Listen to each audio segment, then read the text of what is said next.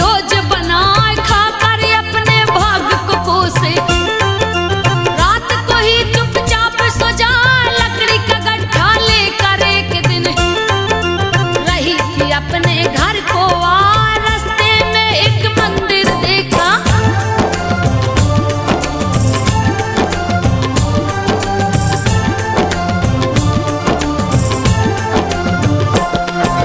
रास्ते में एक मंदिर देखा उसमें राम रही फरमान रख दिया लकड़ी का गड्ढा।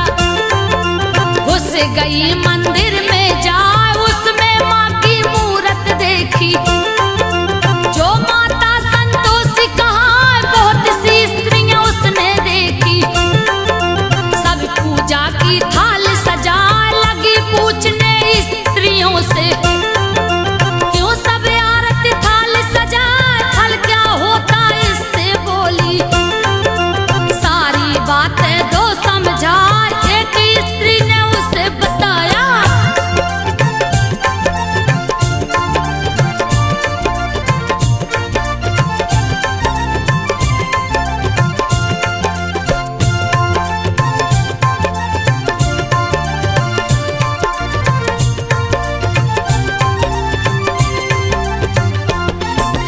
एक स्त्री ने उसे बताया सारी बात रही समझा।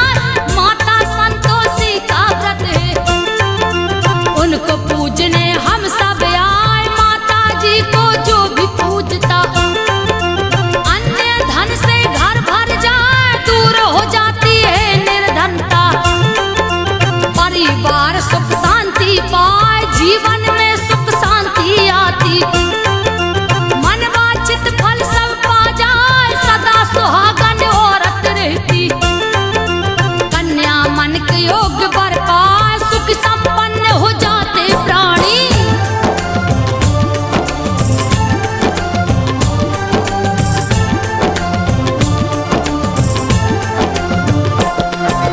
सुख संपन्न हो जाते प्राणी फलता फूलता है परिवार। निसंतान को लड़का होता खुश होता संतान को पाए परदेसी घर वापस आता। जिस पर माता होती सहाय जीत हो जाती कहीं भी रण में। सारा मुकदमा खत्म हो जाए घर का कलह नष्ट हो जाता। धन संपत्ति देती बढ़ाए संतोषी संतोष है देती। मनोकामना पूर्ण हो जाए सभी स्त्रियां उसे बताई।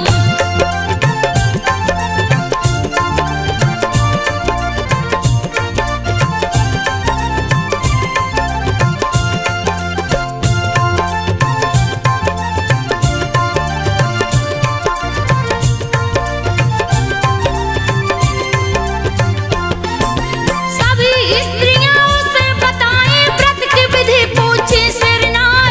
एक बूढ़ी स्त्री ने बताया सारी विधि रही समझाए। गुड़ चने का प्रसाद बांटना खुद भी उसको लेना खाए। गुड़ चने सज पूजा करता संतोषी मां प्रसन्न हो जाए। शुक्रवार को व्रत है रखते सूर्य उदय से पहले नहा स्नान ध्यान से निवृत्त होके माँ संतोषी के मंदिर जाए। माँ के व्रत की सुने कहानी।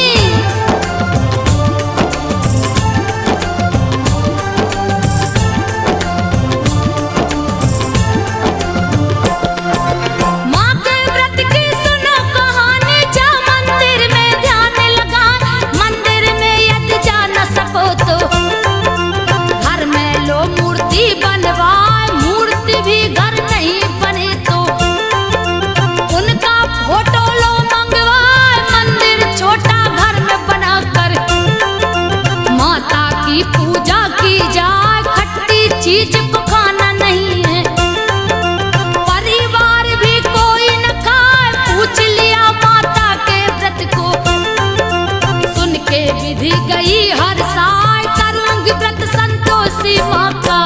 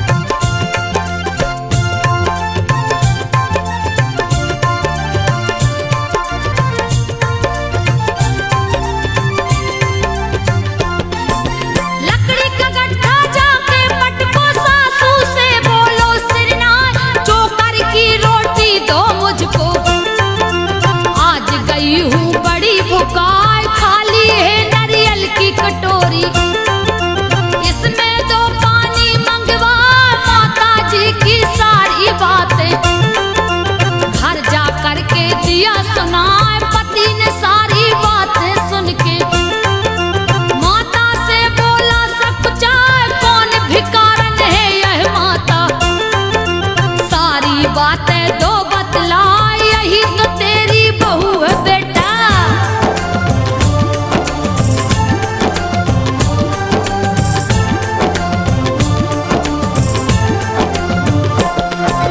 यही तो तेरी बहू है बेटा, लिया है ऐसा हाल बना। छोटा बेटा माँ से बोला, चाबी दो मुझको मंगवाए, अब मैं दूसरे घर में रहूंगा। अलग मकान को लिया बना, शुक्रवार को पत्नी बोली। माँ के व्रत को लिया उठा, उसका उद्यापन करना है। पति ने दिया सामान मंगाए, माँ के कृपा से दिन पलटा है। दिया उद्यापन शुरू करा, ईर्ष्या करने लगी जिठानी।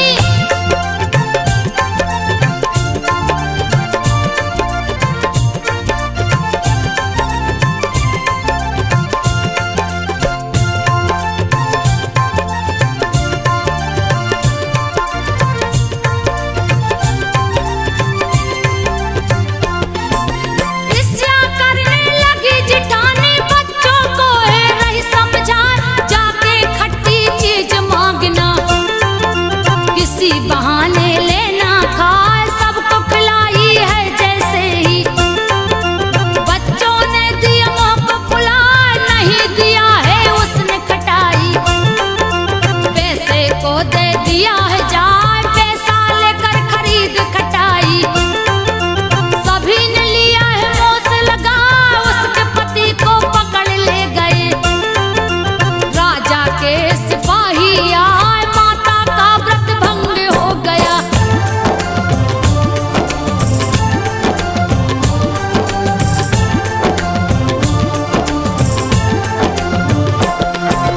माता का व्रत भंग हो गया, फिर से किया उद्यापन जान। सारे विरोधी पस्त हो गए, उसका पति गया है यार, फिर उसके 2 बच्चे हो गए।